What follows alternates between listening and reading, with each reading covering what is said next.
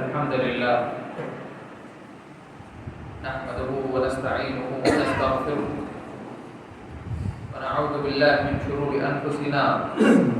ومن سيئات أعمالنا من يهده الله فلا مضل له ومن يضلل فلا هادي له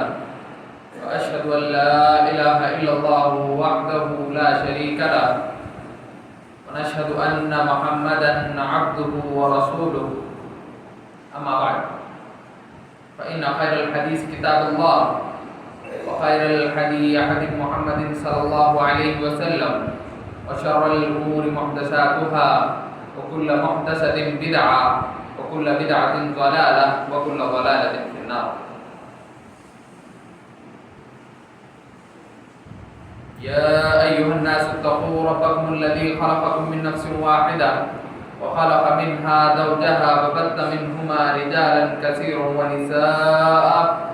واتقوا الله الذي تساءلون به والأرحام إن الله كان عليكم رقيبا. فأعوذ بالله السميع العليم من الشيطان الرجيم. بسم الله الرحمن الرحيم.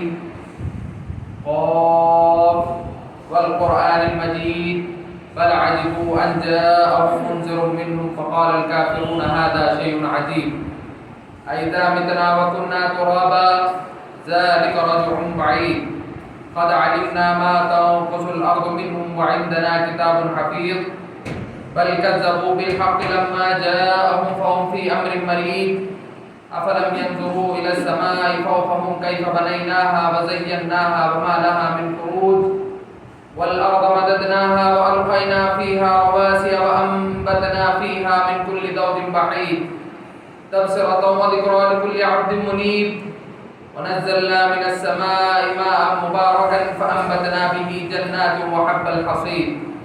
والنخل باسقات لها طلع نضيد رزقا للعباد وأحيينا به بلدة ميتا كذلك الخروج كذبت قبلهم قوم نوح وأصحاب الرس وثمود وعاد وفرعون وإخوان لوط وأصحاب الأيكة وقوم تبع كل كذب الرسل فحق وعيد أفعينا بالخلق الأول بل هم في لبث من خلق جديد. قال الله تبارك وتعالى في موضع آخر كنتم خير أمة أخرجت للناس تأمرون بالمعروف وتنهون عن المنكر. وقال النبي صلى الله عليه وسلم بلغوا عني ولو آية.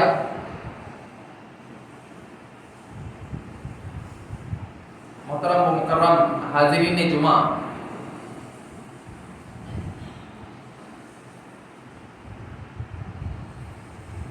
ہر قسم کی تعریف،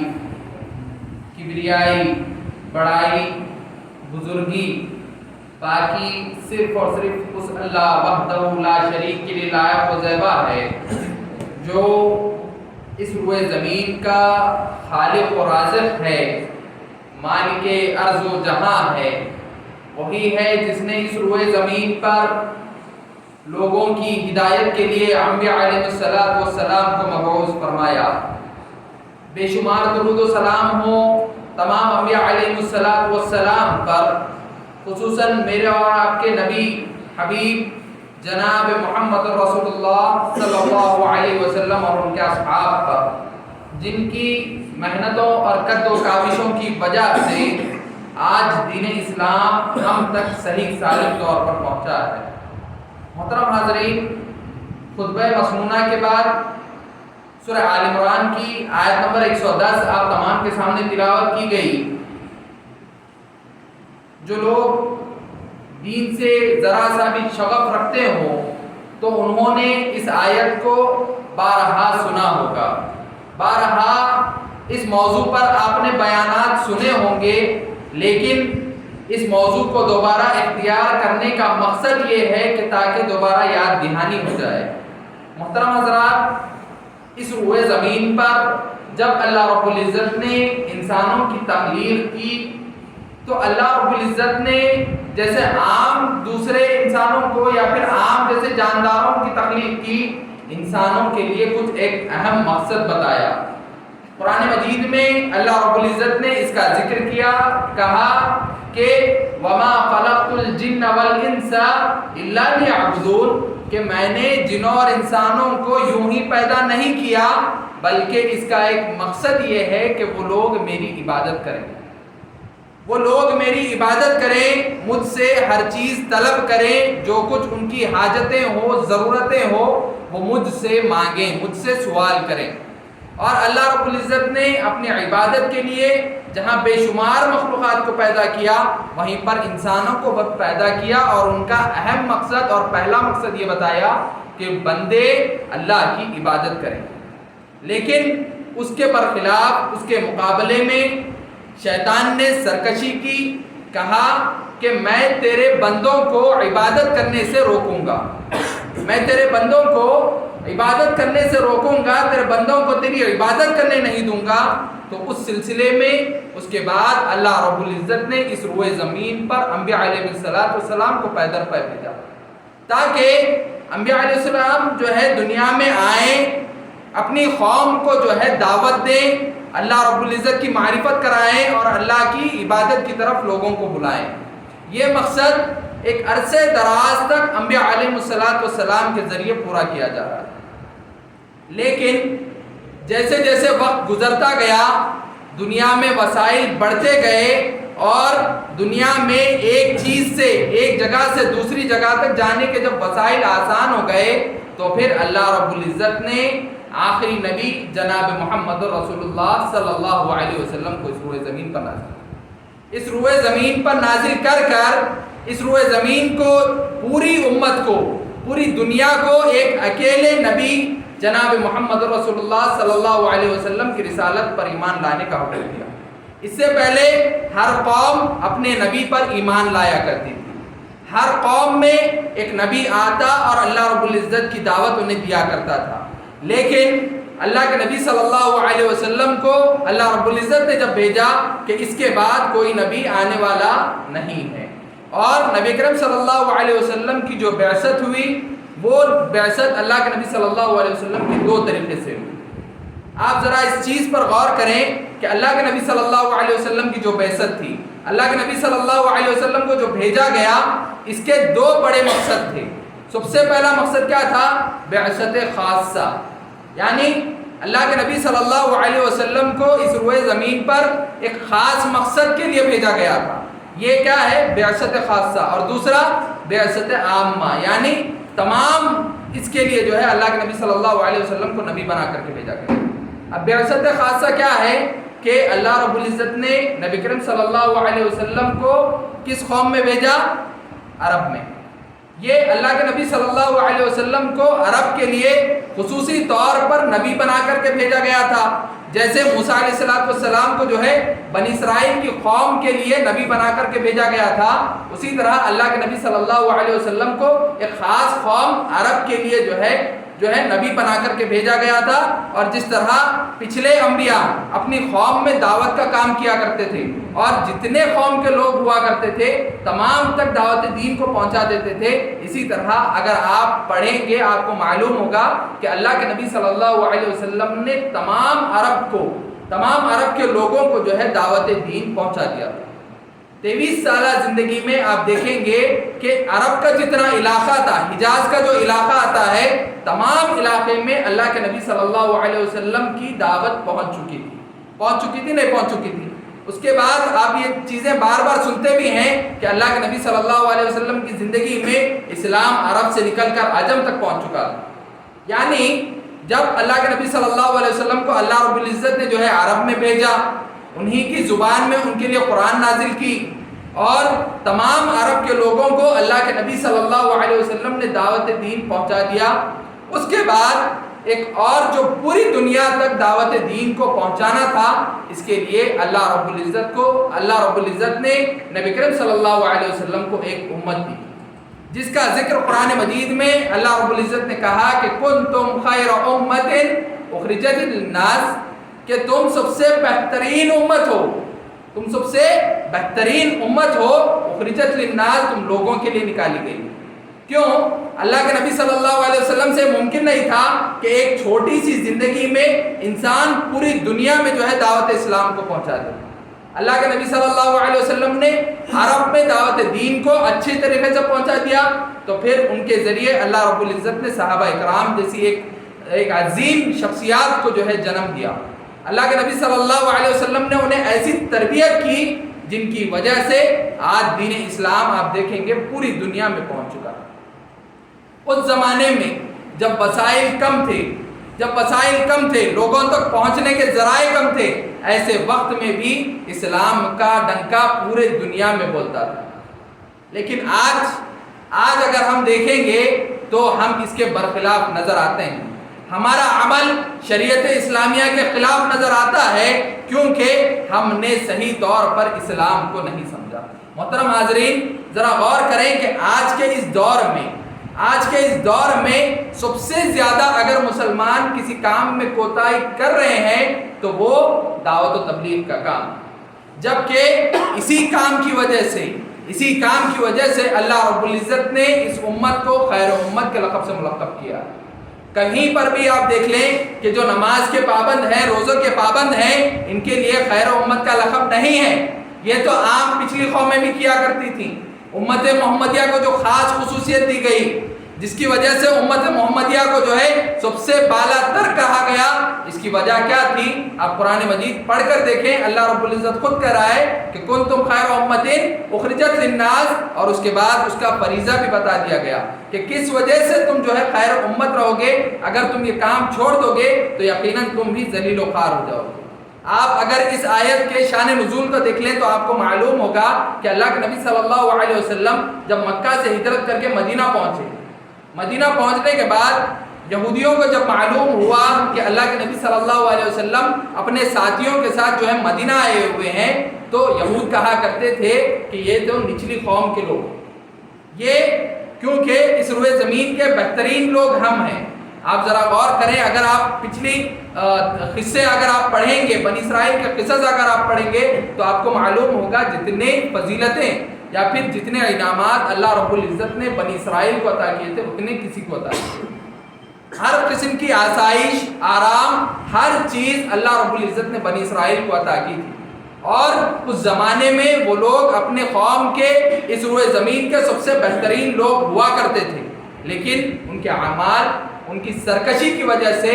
وہ لوگ ذلیل و خوار ہوئے، اور اللہ رب العزت کے پاس مغضوب علیہم، یعنی اللہ رب العزت کا غضب ان پر نازل ہوا، ایسے قوم وہ لوگ بن گئے۔ کیوں؟ انہیں جو حکم دیا گیا تھا وہ لوگ اس میں سرکشی کیا کرتے تھے، اور کیا کرتے تھے؟ جو چیزیں ان کی طبیعت کے اعتبار سے یا پھر انہیں جو چیزیں پسند آتی، شریعت میں سے ان چیزوں کو لے لیتے اور بقیہ چیزوں کو چھوڑ دیتے تھے،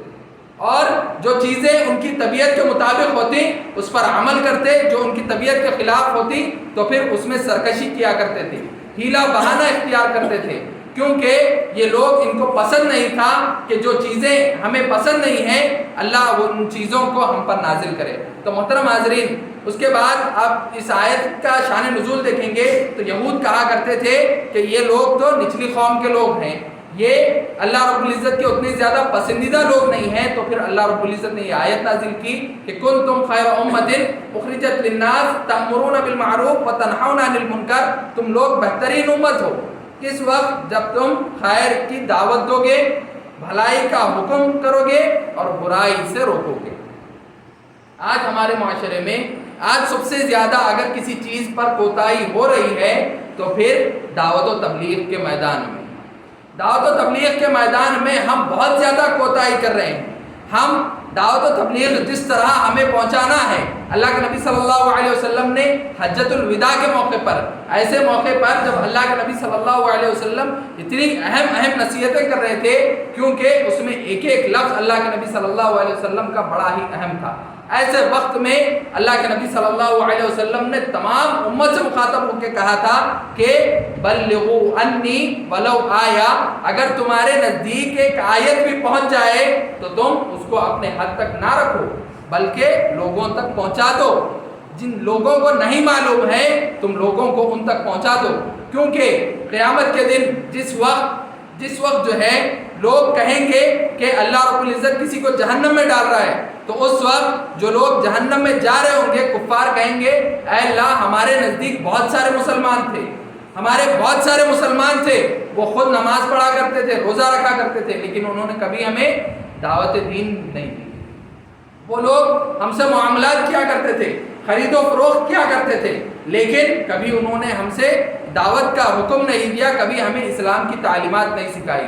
تو پھر ایسے وقت میں اللہ رب العزت ہم پر اس وبال کو ڈال دے گا کہ جتنے لوگوں کو آپ جانتے تھے، پہچانتے تھے، ان تک دین کو پہنچا سکتے تھے، اگر آپ نے انہیں نہیں پہنچایا تو پھر اللہ رب العزت اس کا عذاب بھی آپ کو دے گا۔ ذرا غور کریں، سوچنے کا مقام ہے کہ آج جس معاشرے میں ہم رہتے ہیں، کتنے لوگ ہیں، جتنے ہم لوگ مسلمان دوست، ہمارے دوست و احباب ہیں، غیر مسلمین بھی بہت سارے دوست ہوتے ہیں۔ تو ہمیں چاہیے کہ ہم بس ان تک دعوت دین کو پہنچا دیں، شریعت کا جو حکم ہے بس اس چیز کو ان کے سامنے کہہ دیں، تاکہ آپ کے اوپر سے جو آپ کا فریضہ ہے وہ ختم ہو جائے۔ کیونکہ قیامت کے دن وہ لوگ اللہ رب العزت کے پاس آپ کے خلاف جو ہے گواہی نہ دیں کہ اے اللہ انہوں نے مجھ تک جو ہے دین کی بات نہیں پہنچائی تھی۔ بس آج ایک عزم کریں کہ کم از کم ہمارے جو غیر مسلمین دوست ہیں، جو دوست و احباب ہیں، بس ان تک جو ہے آپ کو دعوت دین کو پہنچانا ہے۔ ہدایت دینا آپ کا کام نہیں ہے، اور نہ آپ اس میں جو ہے فکر مند ہو کہ یہ بندہ ہدایت پائے گا نہیں پائے گا، میں اگر بولوں گا تو یہ میری بات سنے گا نہیں سنے گا، اس سے آپ کو کوئی فرق ہی نہیں۔ آپ کا کام صرف اتنا ہے کہ آپ کو دعوت دین کو ان تک پہنچا دینا، آپ کو یہ کہہ دینا ہے کہ اللہ رب العزت نے یہ احکام نازل کیے ہیں، اور شریعت اسلامیہ کا یہ اصول ہے، یہ اس طرح کلمہ پڑھ کر جو ہے ایک مسلمان اسلام میں داخل ہوتا ہے۔ بس آپ کو دعوت کا جو کام ہے اس کام کو کر دینا ہے، باقی ہدایت دینا وہ اللہ رب العزت کے ذمہ ہے، کیونکہ جب تک آپ دعوت نہیں دیں گے تو پھر اس کو ہدایت نہیں مل سکتی، کیونکہ یہی تو فریضہ ہے جو امت محمدیہ پر اللہ کے نبی صلی اللہ علیہ وسلم جو چھوڑ کر گئے ہیں، اور بہترین امت کا جو لقب ہمیں ملا ہے یہ کس وجہ سے ہے کہ ہم خالی بھلائی کی دعوت دیں، ہدایت دینا ہمارا کام نہیں ہے، بلکہ بھلائی کی دعوت دیں اور برائی سے روکیں۔ ایک اہم بات یہاں پر یہ بھی ضروری ہے کہ جب ہم کسی چیز کی بھلائی کی دعوت دیتے ہیں یا پھر کسی برائی سے روکتے ہیں تو ہم خود بھی اس کام کو کرنا بہت ضروری ہے، اس کام کو ہمیں بھی کرنا بہت ضروری ہے۔ یعنی اگر ہم کسی چیز کی بھلائی کی دعوت دے رہے ہیں، کسی کو کہہ رہے ہیں کہ یہ بھلائی کا کام ہے آپ اس کو کرو، تو پھر اس عمل کو ہمیں بھی کرنا چاہیے، کیونکہ آپ بنی اسرائیل کی قوم کو دیکھیں گے،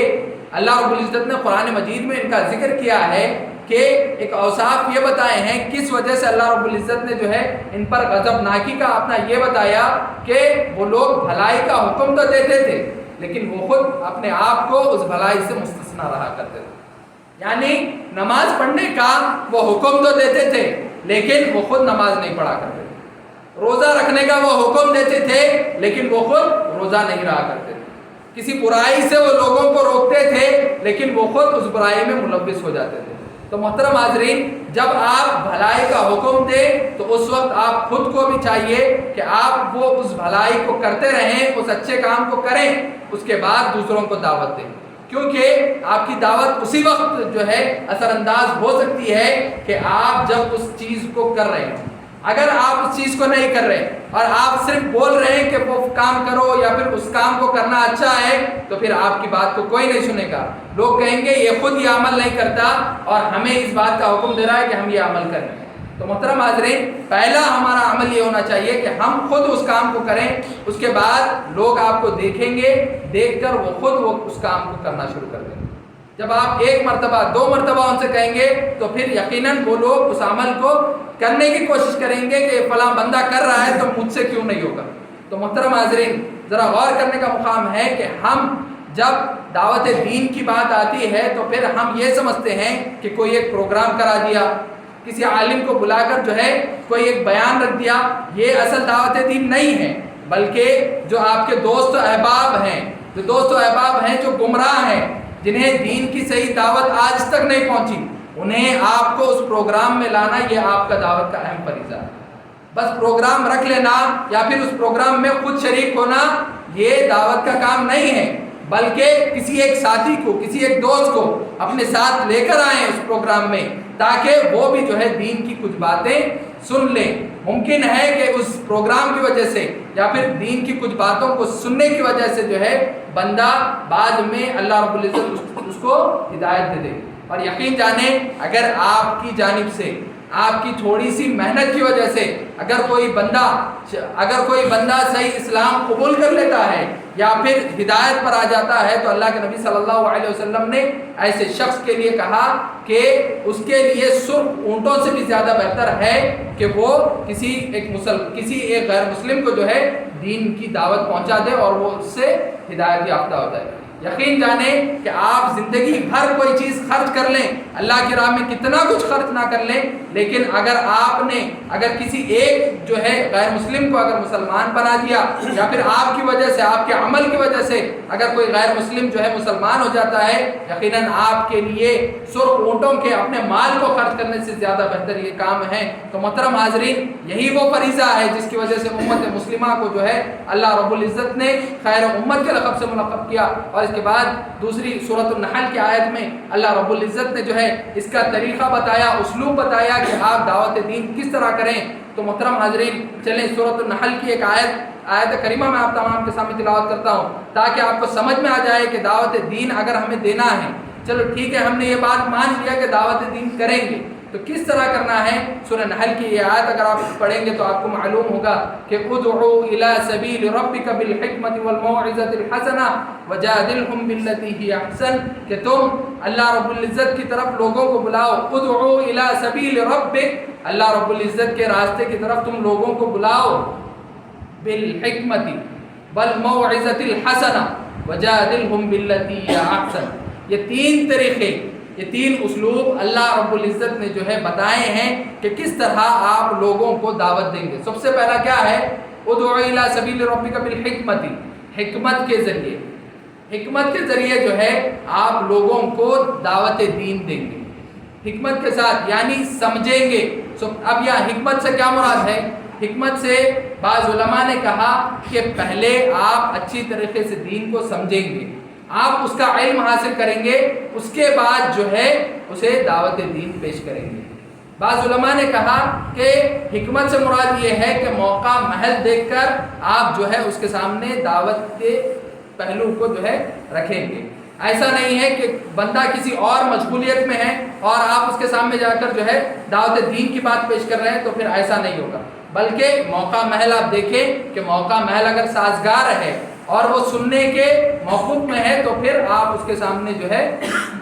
دعوت دین کو پیش کریں. اور سب سے بڑی حکمت اللہ رب العزت نے قرآن مجید میں خود کہا کہ قرآن مجید سب سے اہم ہے. سب سے پہلے آپ جس چیز کو پیش کرنا ہے آپ کو وہ توحید کو پیش کرنا ہے. یہ بھی حکمت کے ایک اہم اسباب میں اور باب میں سے آتا ہے کہ سب سے پہلے آپ کس چیز کو پیش کریں گے. ایسا نہیں ہے کہ مطلب آپ آتے ہی جو ہے وہ بندے کو جہنم کا تذکرہ سناتے ہیں اور جیسے وہ جہنم کا تذکرہ سنے فوری اس سے الگ ہو جائے, بلکہ دونوں چیزیں, اچھائیاں جنت کا تذکرہ اور ساتھ میں جہنم کا جو تذکرہ ہے وہ بھی آپ اس کو سنائیں گے. توحید کی دعوت اس کو پیش کریں گے. اس کے بعد آہستہ آہستہ جو احکام شریعت اسلامیہ میں بتائے ہیں ان چیزوں کو آپ پیش کریں گے, کیونکہ اللہ کے نبی صلی اللہ علیہ وسلم کا اسلوب دعوت اگر آپ دیکھیں گے, اللہ کے نبی صلی اللہ علیہ وسلم کی مکی زندگی جتنی تھی, اللہ کے نبی صلی اللہ علیہ وسلم نے صرف ایک چیز پر کام کیا, وہ کیا تھا؟ توحید پر کام کیا. اللہ کے نبی صلی اللہ علیہ وسلم نے عقائد پر کام کیا,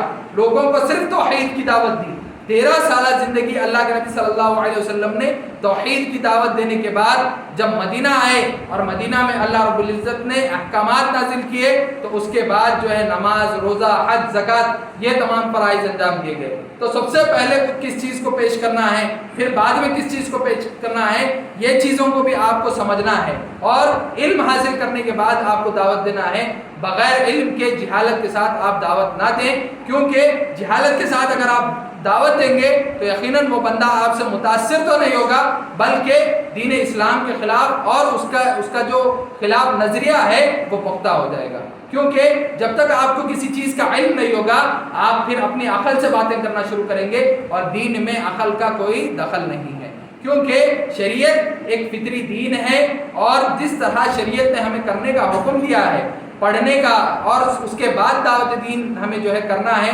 کیونکہ آپ صحیح بخاری میں ایک باب امام بخاری رحمہ اللہ نے باندھا ہے کہ العلم قبل العمل، عمل سے پہلے علم حاصل کرنا یہ بہت ضروری ہے۔ علم جب تک آپ حاصل نہیں کریں گے اور اگر آپ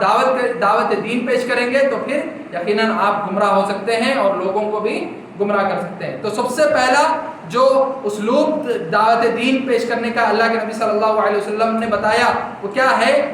حکمہ۔ پھر اس کے بعد وموعظۃ الحسنہ، اور جو ایسے مثالیں جو قرآن مجید نے بیان کی،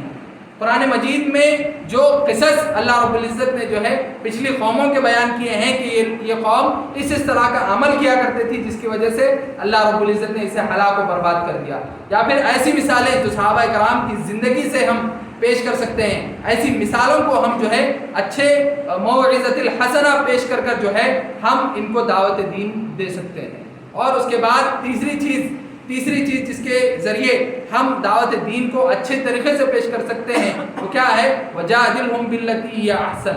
یعنی جب آپ دعوت دین سامنے پیش کرنا شروع کریں گے تو یقیناً وہ آپ سے جو ہے لڑنا جھگڑنا بھی شروع کرے گا، آپ کی باتوں میں تکرار بھی ہوگی، تو ایسے وقت میں وجادلہم باللتی ہی احسن، اور اگر تمہارے درمیان تکرار بھی ہو جائے، باتوں میں تکرار بھی ہوتی ہو، تو پھر اچھے انداز میں، نرم انداز میں جو ہے آپ اس مسئلے کو حل کریں گے، زیادہ جو ہے غصے میں آ کر یا پھر اپنے نفس پر لے کر جو ہے، جیسے آج ہمارے معاشرے میں بہت زیادہ ہوتا ہے کہ ایک دوسرے سے ہم جب بات کرتے ہیں تو پھر ہم کیا کرتے ہیں، دعوت جس کو پیش کر رہے ہیں اس کو کیا کرتے ہیں، اپوزٹ اس میں لے لیتے ہیں، ڈائریکٹ کیا کرتے ہیں، اپوزٹ اس میں لیتے ہیں اور اس سے جو ہے ایسی بات کرتے ہیں کہ اس کے خلاف جو بات جو ہے اس کو روک سکیں۔ ایسا نہیں ہونا چاہیے۔ دعوت کا اسلوب یہ ہونا چاہیے کہ اگر اس کے اندر غلطیاں بھی ہیں تو پھر اس کو نرم انداز میں، ٹھیک ہے انسان ہے، بطور انسان آپ کے پاس بہت ساری غلطیاں ہو سکتی ہیں، اس کی اچھائیاں جو خوبیاں ہیں اس کو نظر میں رکھتے ہوئے آپ اس کو قریب لیں، آپ اس کو قریب لیں، اور جب آپ اس کو قریب لیں گے تو پھر وہ بھی آپ کے ساتھ نرم دل رکھے گا اور آپ کی بات کو سننے کے لیے تیار ہوگا۔ لیکن اگر آپ نے اس کو اپنی مخالفت میں لے لیا اور اس سے بات کرنے لگے تو آپ کی اچھی بات بھی اگر وہ ہوگا تو وہ بھی نہیں سنے گا، اور وہ یہ دل میں ٹھان لے گا کہ یہ جو باتیں کر رہا ہے یہ اچھی ہوں گی، صحیح ہوں گی، لیکن اس کے سامنے تو میں اس بات کو ہرگز قبول نہیں کروں، کیونکہ جب تکرار آ جاتی ہے، ضد آ جاتی ہے تو پھر کام ختم ہو جاتا ہے، اس سے کام بنتا نہیں ہے۔ تو نرم انداز میں، اچھے انداز میں، حکمت کے ساتھ، بڑے ہی آسان انداز میں جو ہے اس کو اپنے قریب لیں، اس کے بعد جو ہے دعوت دین کو اس کے سامنے پیش کریں۔ یہ کچھ چیزیں تھیں جن کو اگر ہم نظر میں رکھیں گے اور دعوت دین پیش کریں گے تو یقیناً محترم حاضرین ہماری دعوت سے لوگ متاثر ہوں گے اور دعوت دین کو جو ہے وہ لوگ قبول بھی کرنا شروع کریں گے، کیونکہ یقین جانیں کہ جتنا اہم آج ہمارے لیے کھانا پینا، رزق کو حاصل کرنا ہے، اس سے کہیں زیادہ ضروری یہ ہے کہ ہم دعوت دین کو لوگوں تک پیش کریں، کیونکہ امت مسلمہ کے بڑے مسائل جو ہے اس سے حل ہو سکتے ہیں کہ آج ہمارے جو مسائل ہیں، اجتماعی مسائل ہوں یا انفرادی مسائل ہیں، یہ ان کا ایک بڑا حل اگر آپ دیکھیں گے تو یقیناً دعوت دین اگر آپ لوگوں تک پیش کریں گے، اس کی کافی سارے مثالیں ہیں، اگر میں مثالیں بیان کرنا شروع کروں تو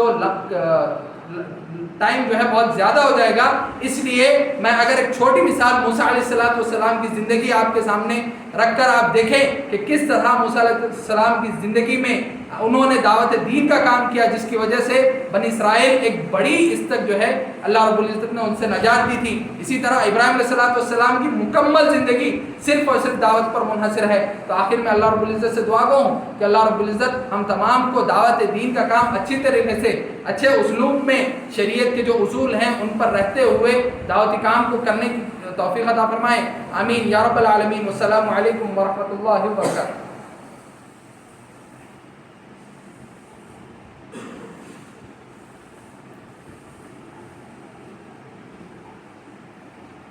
ان الحمد للہ نحمده ونستعینه ونستغفره ونعوذ باللہ من شرور انفسنا ومن سیئات اعمالنا، من يهده الله فلا مضل له ومن يضلل فلا هادي له، واشهد ان لا اله الا الله وحده لا شريك له، واشهد ان محمدا عبده ورسوله، اما بعد۔ محترم حضرات، بارہا اس چیز کی طرف توجہ دلائی جا رہی ہے اور اس چیز کی اہمیت کو آپ ذرا سمجھیں کہ جمعہ کے دن کی ایک بہت بڑی اہمیت شریعت اسلامیہ میں بتائی۔ جمعہ کا دن عام دنوں کی طرح نہیں ہے، اور جمعہ کا دن یہ خصوصیت ہے، یہ فضیلت ہے مسلمانوں کی۔ تو اس اعزاز کو، اس فضیلت کو ذرا ہم اہمیت دیں، سمجھیں۔ بارہا اس چیز کو کہا جا رہا ہے کہ جمعہ کے دن جو ہے اذان ہونے سے پہلے آپ مسجد میں داخل ہو جائیں، لیکن آج بھی دیکھا جاتا ہے کہ بہت سارے لوگ اذان ہونے کے بعد یا پھر جماعت کھڑنے سے کچھ ٹائم قبل جو ہے مسجد میں داخل ہوتے ہیں۔ یقین جانیں بنی اسرائیل کا، اس سے پہلے بھی میں نے آپ تمام کے سامنے اس چیز کا تذکرہ کیا تھا کہ بنی اسرائیل کی جو قوم تھی، اللہ رب العزت نے انہوں نے جو عبادت کا دن اپنے لیے مقرر کیا تھا، انہوں نے اپنے لیے ہفتے کا دن جو ہے مقرر کر لیا تھا کہ ہم اس دن عبادت کریں گے، تو یقیناً مکمل دن انہیں عبادت کرنے کا حکم دیا گیا۔ مکمل دن وہ تجارت نہیں کیا کر سکتے تھے، لیکن امت محمدیہ کے لیے اللہ رب العزت نے بڑی تخفیف رکھی ہے کہ بس مختصر سا وقت جو آپ کا ظہر کا جو وقت ہے، یعنی جیسے ہی سورج تھوڑا سا زائل ہوتا ہے اس کے بعد سے لے کر خطبہ جمعہ، اس کے بعد نماز پڑھ کر آپ بالفور جا کر جو ہے تجارت کر سکتے ہیں۔ لیکن اللہ رب العزت اگر ہم اس چیز کو نہیں سمجھیں گے تو یقیناً اللہ رب العزت اس چیز پر قادر ہے کہ ہمیں ہٹا کر دوسری قوم کو لا کر جو ہے اللہ رب العزت ہم ان سے کام لے۔ تو محترم حاضرین، ذرا جمعہ کی اہمیت کو سمجھیں، اور اذان ہونے سے پہلے امام جو ہے ممبر پر چڑھنے سے پہلے جو ہے مسجد میں داخل ہونے کی کوشش کریں۔ یہ بہت زیادہ اہم ہے، اس کی اہمیت کو سمجھنا اور خطبہ جمعہ کو سننا یہ بہت ضروری ہے۔ اور اسی طرح جمعہ کے دن اور بھی، جیسے جمعہ کا جب خطبہ شروع ہو جاتا ہے تو دیکھا جاتا ہے کہ بہت سارے لوگ اٹھ کر جاتے ہیں یا پھر اپنا فون استعمال کرتے ہیں۔ اللہ کے نبی صلی اللہ علیہ وسلم نے کہا کہ اگر کوئی بندہ آپ کے سامنے، کوئی آپ کا بھائی سو بھی رہا ہے، اور اگر آپ نے اس سے کہا کہ اٹھ جاؤ، یا پھر کوئی بندہ بات کر رہا ہے آپ نے کہا کہ اس سے خاموش ہو جاؤ، تو پھر یہ بھی جمعہ کے خطبے میں اگر آپ ایسا کرتے ہیں تو آپ نے جو خطبہ جمعہ کا جو ثواب ہے اس کو ضائع کر دیا۔